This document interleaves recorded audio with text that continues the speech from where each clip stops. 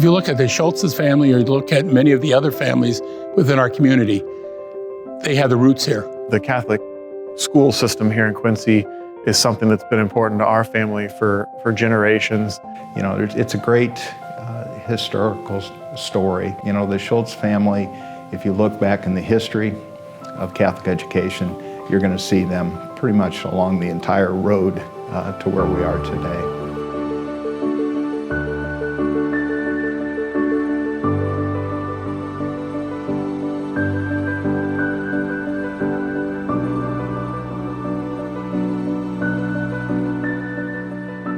My grandfather, Charlie Scholz, was a great man, and my grandmother, Nancy, as well. Charlie and Nancy, my grandparents, were very active and involved in St. Peter and also the entire Catholic community. I know my grandfather was involved with helping getting the QCES Foundation off the ground. And they just believed in service and trying to better the community. I have fond memories of looking forward to sitting with them at Mass on Sundays. They were always sitting in the same pew every Sunday. Same thing's true with my grandparents on my mother's side.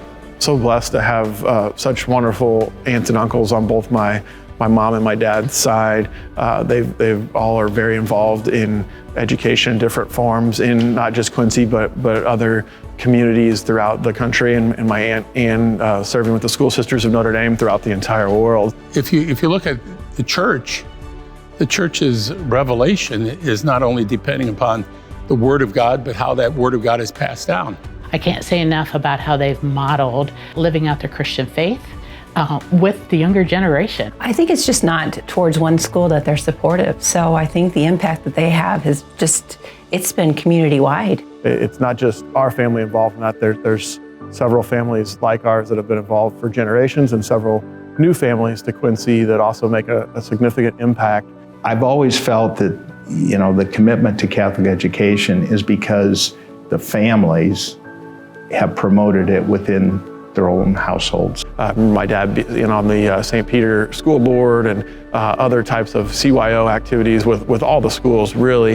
You know, every chance they got, they've stepped forward to volunteer for the smallest things to the biggest things. It didn't matter. And my dad was a CYO basketball coach for us, baseball coach. My mom was active as a room mom and helping with various different fundraisers and events around the school.